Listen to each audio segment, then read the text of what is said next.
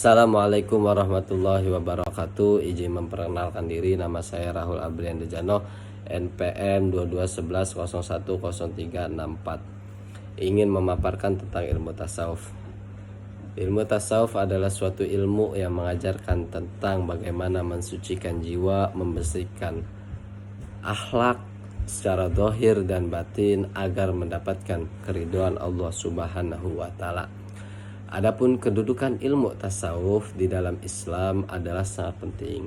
Mengapa sangat penting? Ilmu tasawuf ini mengontrol jiwa manusia, membersihkan hati manusia dari kotoran-kotoran, serta melunakkan hawa nafsu manusia agar menghadirkan ketakwaan di dalam hatinya untuk takwa kepada Allah Subhanahu wa taala. Adapun perkembangan ilmu tasawuf memiliki 3 fase. Fase pertama dan kedua, ilmu tasawuf lebih dikenal dengan ilmu juhud. Nah, pada fase itu seorang muslim lebih menekankan kecintaan kepada Allah Subhanahu wa taala dan mereka menghiraukan kenikmatan-kenikmatan dunia. Seperti mereka selalu beribadah di dalam dirinya. Mereka tidak memperhias dirinya dengan hiasan dunia. Akan tetapi mereka menghias dirinya untuk takwa kepada Allah Subhanahu wa taala. Nah, adapun pada fase selanjutnya, ilmu tasawuf berkembang menjadi ilmu tingkah laku dan jiwa. Dan sehingga pada fase itu ilmu tasawuf juga berkembang sebagai ilmu moral keagamaan dan ilmu akhlak keagamaan. Sehingga melahirkan sufisme yang bernama Rabi'ah al-Adawiyah. Pada fase itu, aliran-aliran tasawuf banyak yang keluar dari ajaran Al-Quran dan hadis. Sehingga pada fase selanjutnya, 5 dan selanjutnya, Imam Ghazali ingin mengembalikan ilmu tasawuf sebagaimana Al-Quran dan hadis. Seperti fase awal, yaitu fase juhud. Nah, adapun aliran-aliran tasawuf terbagi menjadi 3. Yang pertama, aliran tasawuf falsafi. Yang kedua, aliran tasawuf akhlaki. Yang ketiga, aliran tasawuf amali. Aliran tasawuf falsafi adalah penggabungan antara spiritualisme dengan rasionalisme agar lebih meningkatkan diri kepada Allah Subhanahu wa taala, menggabungkan antara dalil nakli dan dalil akli. Adapun aliran tasawuf amali adalah suatu aliran ilmu tasawuf yang lebih menekankan kepada perilaku yang baik dalam kaitannya dengan amalan ibadah kepada Allah. Mereka selalu mendekatkan diri dengan Allah melalui amal ibadah mereka.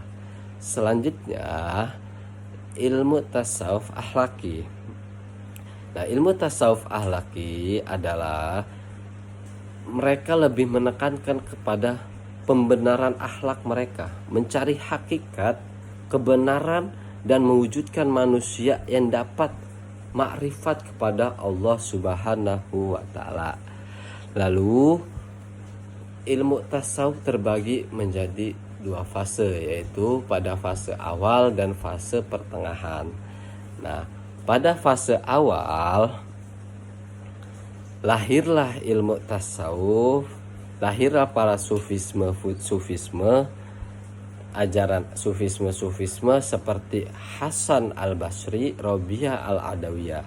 Nah, Hasan al-Basri ini membawa ajaran-ajaran tasawuf di dalamnya, antaranya khauf dan raja. Apa sih khauf? Khauf artinya takut. Artinya di dalam hati mereka itu memiliki rasa takut kepada Allah Subhanahu wa taala. Sedangkan raja adalah mental optimisme seorang manusia, menggantungkan dirinya untuk memperoleh karunia Allah Subhanahu wa taala yang mana sudah disediakan bagi hamba-hamba yang soleh. Ajaran-ajaran tasawuf Rabi'ah al-Adawiyah yaitu mahabbah dan makrifat. Nah, mahabbah dan makrifat ini artinya apa? Menurut Rabi'ah al-Adawiyah, ketika kita seorang hamba beribadah kepada Allah, tanamkan di hati kita itu cinta, rasa cinta kepada Allah, sehingga menimbulkan mencapai tingkat makrifat kepada Allah. Arti dari cinta tersebut, mereka beribadah benar-benar tidak mengharapkan apapun dari Allah Subhanahu wa taala. Mereka beribadah tidak mengharapkan surga, dan mereka juga melakukan maksiat sudah siap untuk masuk ke neraka.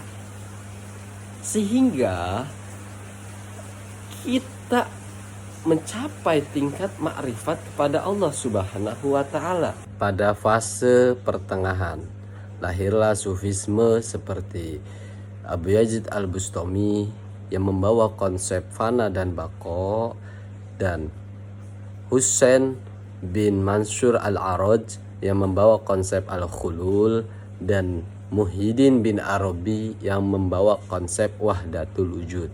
Konsep fana dan baqo yang dibawa oleh Abu Yazid al-Bustami. Fana artinya rusak, hancur. Hancurnya sifat-sifat basyariyah. Akhlak yang terpuji itu hancur seperti kebodohan, dan perbuatan maksiat itu hancur. Dan baqo yang artinya tetap, kekal. Apa yang kekal? Sifat-sifat terpujinya Allah, akhlak-akhlak terpujinya Allah. Konsep al-hulul yang dibawa oleh Husain bin Mansur al-Hajj. Artinya apa? Mengajarkan, menyatakan bahwa Tuhan telah memilih tubuh-tubuh manusia tertentu untuk bersembayang di dalamnya dalam sifat-sifat ketuhanannya, setelah sifat-sifat kemanusiaan di dalam tubuh manusia itu dilenyapkan terlebih dahulu. Konsep wahdatul wujud yang dibawa oleh Muhyiddin bin Arabi. Nah, jadi wahdatul wujud ini adalah konsep atau ajaran yang mengajarkan tentang bersatunya wujud Tuhan dengan manusia. Artinya apa? Tidak ada wujud Tuhan selain Allah, yang berarti tidak ada perbuatan di alam ini kecuali kehendak Allah. Manusia itu memiliki usaha, akan tetapi hanya Tuhan yang dapat menentukan dan memenuhinya. Manusia hanya berencana, Tuhanlah yang berhak melaksanakan, mewujudkan rencana tersebut.